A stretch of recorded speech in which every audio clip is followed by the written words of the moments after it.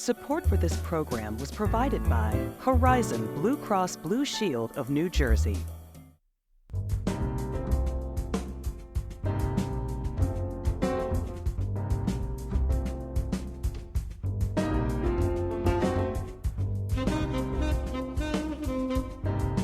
Hello, this is John Harmon, founder, president, and CEO of the African American Chamber of Commerce of New Jersey. And thank you for tuning in to Pathway to Success.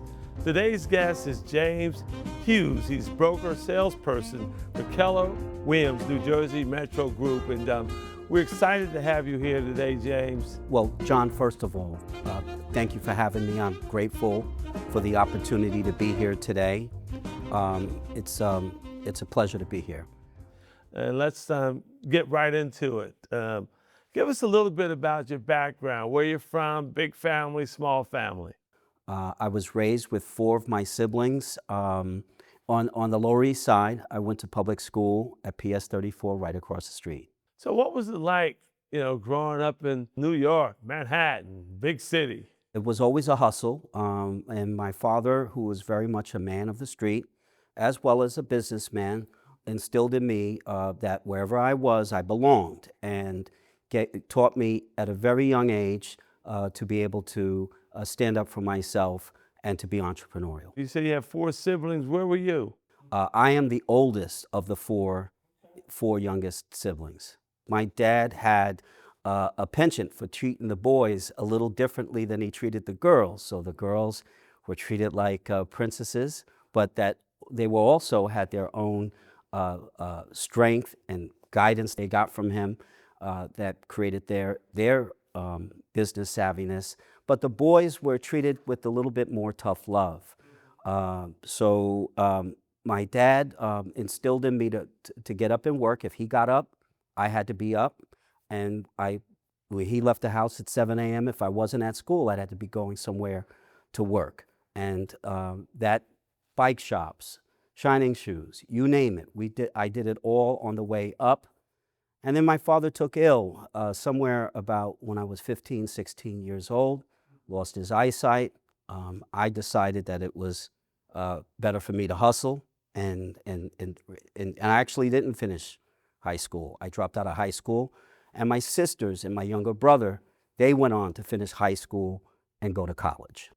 Hard work, there's always some benefits to hard work, notwithstanding whether you have a college degree or not. But I wanted to build a foundation on what you have deemed as keys to your success. Okay. Well, I consider myself an autodidact, and that means someone that's self-taught. So notwithstanding having dropped out of school, one of the early jobs was being a messenger in Midtown Manhattan, moving packages around. Between jobs, I would walk right into NYU, the New School, Baruch College, Pace University, and sit in classes. Back then, the security wasn't what it is today, so I was able to walk in these schools and audit classes. I would sit there. One day at Pace University, a teacher was handing out tests, and I said, well, I'm not in this class. They said, take the test. And I took the test, and I did very well on the test. I said, why aren't you in school? And I told them, I said, basically I'm looking out for my brothers and sisters. My father passed away. I think there's more value in me going to work. There's an old debate, are leaders born or made? I think both are true. Something in your, the nature nurture. There is also a gift in struggle. And I think you either rise because of adversity or you let it sink you. And I think that's when leaders are made, when they confront adversity head on and then they rise above it. So, all right, when did you get involved with real estate? I worked for 23 years in the fashion business. My dad, one of the businesses he was in ladies' fashion. So I'm following, when he passed away, and to follow in his footsteps, the only thing that I knew were the things I did for him part-time or during the summers working in the fashion business. It's not a business where there's a lot of people that look like us. So I was always forced to work harder than my counterparts. And I was always, every summer, when new young people would graduate college that were sons and daughters, nieces and nephews of the bosses, I had to work extra hard to make sure that I didn't lose my spot. So I worked for 23 years in fashion and rose to a level where I went from working for small companies to eventually working for major brands like Jones Apparel Group, Guess Jeans, and Liz Claiborne. Yeah, so give us a little more detail. 23 years in the industry, some of the things that you did. So my role was always in operations. I wasn't on the creative side of the business. There was even less people that looked like us in those positions in the garment business. I was able to work my way into the production and sourcing side. What does that mean? I was responsible for negotiating contracts internationally with manufacturers for goods that would be imported into the United States, and I had to make sure that they all arrived from different countries on time to be in the distribution center so they could get to the retail floor to make a collection. So what did you do after leaving the fashion industry for 23 years? So I was, by the time I was leaving the fashion business, I had two sons, and me and their mom, things were not working out well. And in a court date, I had flown back from California to New Jersey to go to court, and I was waiting outside the judge's chambers. And the judge, his name was, I just remember his name was Mac D. Hunter. He was an older black man, very distinguished, very noble in how he presided over the courtroom. And as I was sitting out there early, he sat next to me and he said, "Young man, I don't understand what it is that you do with all that international travel, but you have two sons. You have to figure out something that utilizes your skills, but keeps you planted in one place, because clearly you're going to be co-parenting." How did that impact your life? Well, my dad passed when I was 20, right? And there was always a part of me seeking a father figure. I lost an older brother, a half brother, when I was 15. So that need for somebody to, if you will, holler at me was always, growing up on the Lower East Side, you always had the OGs that would holler at the younger guys. But I never had anybody in that sort of professional space, legal space, come to me and approach me the way the judge did. He didn't have to. And that's the thing that I realized. He was actually the judge and has to be impartial. But what he did, and he remained impartial, on the stand, but what he did really meant a lot to me, because he sat down and talked to me. And it was almost like a father talking to his son. And I believe that sometimes God uses people, to talk to you if we just keep our ears open. And thank God he did, because it really altered the trajectory of my life. I think that's fantastic. And sometimes people are available to impart these nuggets that can be transformational to one's lives. I took his advice. I did some research. I read a book called What Color is My Parachute? And then from that book, I was inspired to seek out an industrial psychologist. The industrial psychologist administered a test to me. It was like 400 questions, then 4 essay questions. And back then, it took a couple weeks to get the results. I met with him again, and he said, "These are the 10 things that you would do well at." And the real estate broker was off the chart, like the highest, way off to the right, up in the air, literally outside of the graph. And so I researched what it took to become all of those 10 things, and real estate broker took the least amount of re-education, and was the point of entry was easier than any of the other ones. So I became a real estate agent. Now that you've decided to go into real estate, What are some of the steps you had to take following that conversation and your research? So it was first burning the bridge. Burning the bridge, what I mean by that is that I had to quit what was familiar to me. I had to quit a job. I was already making six figures, and to a lot of my counterparts, I had a good job. Even friends and family, some family members told me, "You're crazy to do that. You got a good job." But I knew that there was something bigger for me out there. Plus, I was tired of knocking my head against the glass ceiling at that good job anyway. You take a course, 75 hours, then at the end of that course, you take a test in the school that administers the course. Then from there, you take a state test, and if you pass that, you get fingerprinted, and then you're licensed.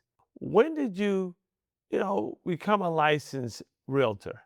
So I got my license in 2004, shortly after that conversation with the judge. Very little of what you learn in real estate school prepares you for dealing with people. Real estate is a belly-to-belly business, and I think just having grown up in New York, dealt with the streets, dealt with business, also having traveled the way that I did, gave me an empathy and an ability to work with and through people. The saying is, if you can make it in New York, you can make it anywhere. So we're going to roll in a little break here. Back in a moment. For more information, please visit our website. Welcome back to Pathway to Success. I'm your host, John Harmon, founder, president, and CEO of the African American Chamber of Commerce of New Jersey.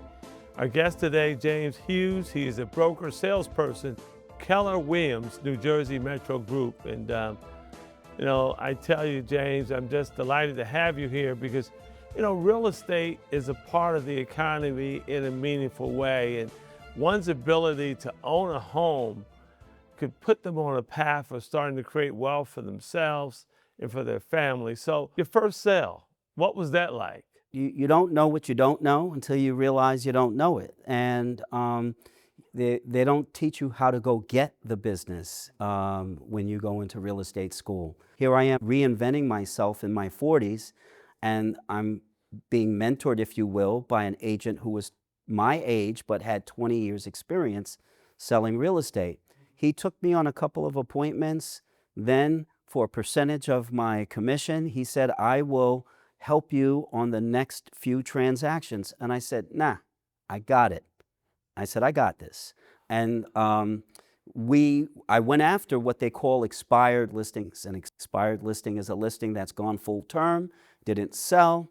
So I went knocking on the door, met with the homeowner. My dad used to say, when you have a toothpick in your pocket, walk around like you own a lumberyard. And I went in with confidence as if I sold many, many houses, and they chose to list with me. And we successfully sold that home.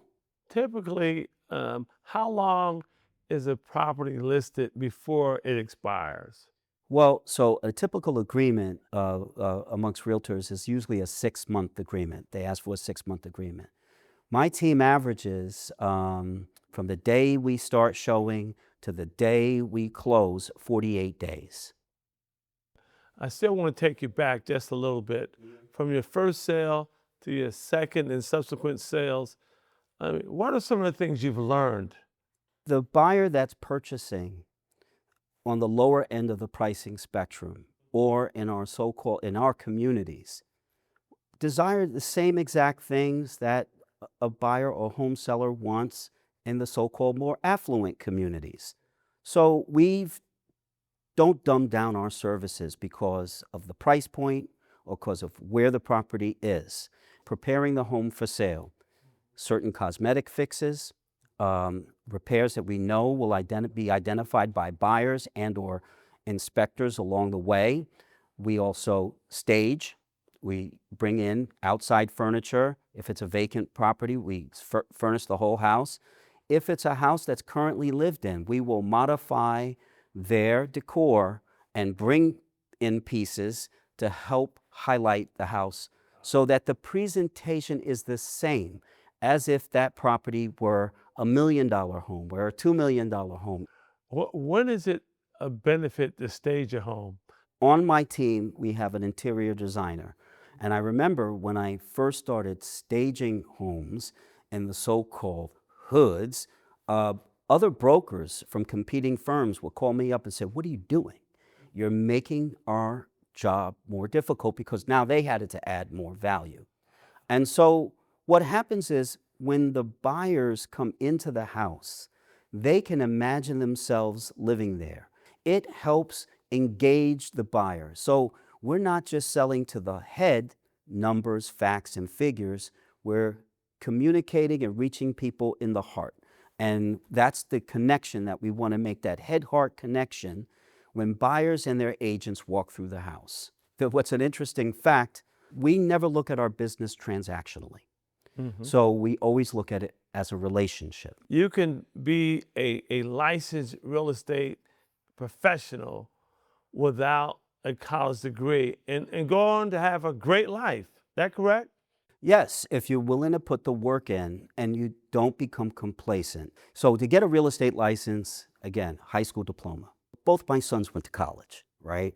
Now, that doesn't mean don't strive for more or higher education, but that's just the point of entry. But once you're in there, one should engage in coaching, getting coached, learning. It's so important to become a student of the game. A lot of us want to ball before we crawl, and we've got to put the work in. Work on a team, and then spin off, and then do your own thing. Learn the business. Then once you're a salesperson and you've put in the hours, according to your broker, for 3 years, then you can study for and take the test to get your broker's license. And that's the next level. I love it.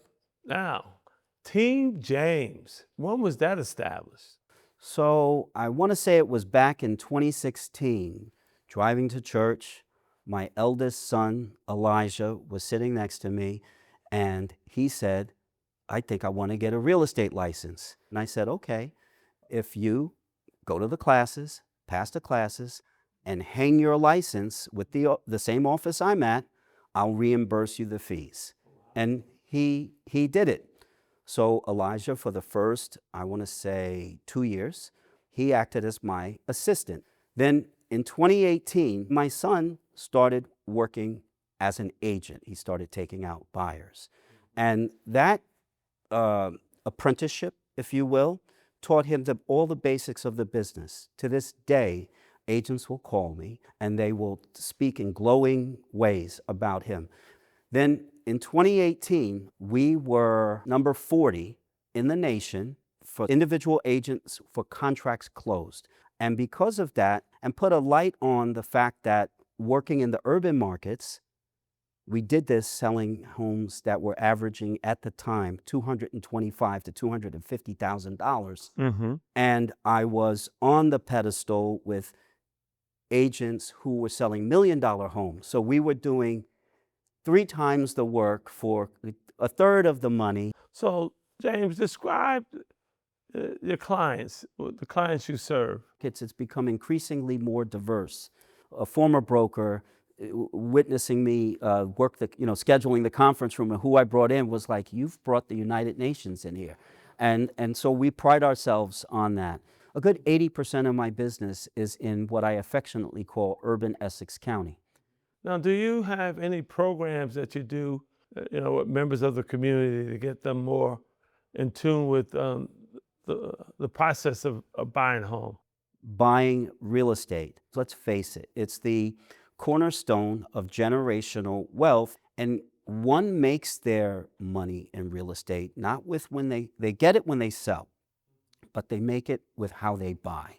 So, I heard Denzel Washington say, the first part of your career you learn, and the second phase you earn, and the third phase you return.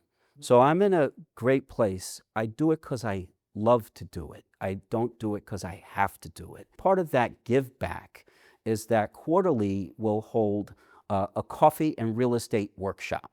And we will invite future home buyers to those workshops to come learn about programs that are offered through banks. because of my stewardship in the communities that I serve, the banks approach me all the time about programs that are they call CRA programs, which stand for Community Reinvestment Act programs.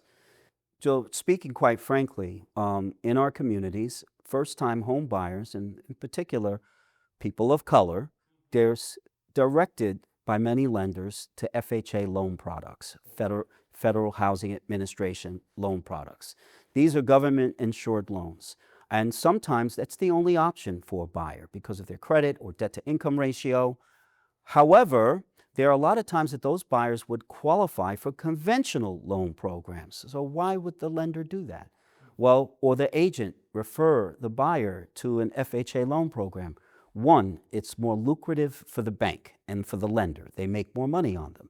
And two, sometimes the agent is getting compensated from the lender to pay for Zillow or other forms of marketing. And so instead of serving the best interest of the buyer that's come into their presence, they're serving the best interest of the lender that's cooperating with them on the marketing dollars. Gotcha. Wow. So describe some of the partnerships you have. We have the team, licensed agents that are in my office, the lawyers, the mortgage people, the contractors, the service providers, title people that are around us that make this whole thing work.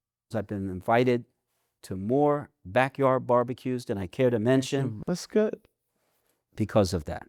But you moved from Hudson County and you do a lot more business now in Essex County. What was the rationale behind that move? As I started doing my research, I moved my license from Hudson County to an Essex County real estate office, and everybody was chasing after certain towns, the so-called more affluent towns. But yet, when home buyers and sellers would call and they had a property in Irvington or Newark or Orange, they would look the other way. So I realized that there was a community of people that were underserved by real estate practitioners. And that's where I found my niche.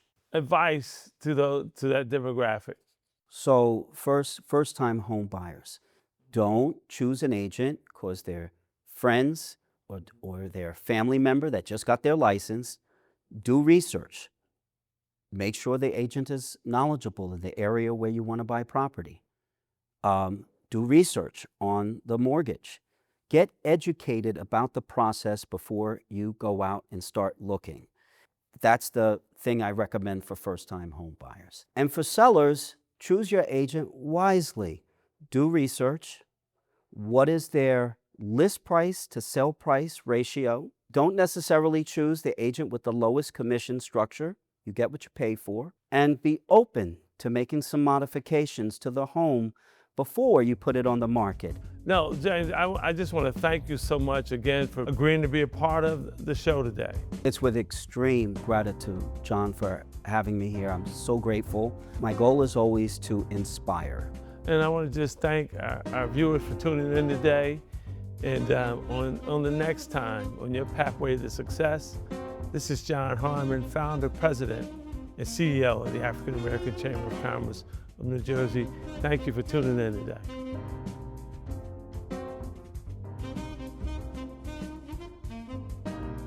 Today's message, elections have consequences. There's a lot of consternation across America and New Jersey with the new administration and several of the cutbacks that are taking place. But the bottom line is, it is what it is. And what's troubling for some people is because we vote for people all the time who make promises and then they don't do what they say they're going to do, and we just chalk that up to politics. Well, as we confront this new gubernatorial race here in New Jersey, my question to the candidates, what is your agenda? I think that we have to be crystal clear on defining our expectations for our candidates. Otherwise, they're going to take us for granted. And so the African American Chamber of Commerce of New Jersey is a nonpartisan organization. We try to mitigate the underperformance in society. Blacks have the highest poverty, the highest unemployment in the state of New Jersey. Our net worth is $17,000 versus 322,000 for whites. So I think it's critically important that we take a hard look at the next leader for the state of New Jersey. So when someone comes to you seeking your vote, I would ask them, what was your response to the disparity study? What is your agenda to mitigate the high level of poverty and unemployment? What was your response to the lack of home ownership for blacks in New Jersey? And what is your message or solution or remedy to get blacks more equitable participants in the state's economy? That's what we're asking would-be candidates in 2025. How can we coexist in our state in a more equitable fashion? Thank you.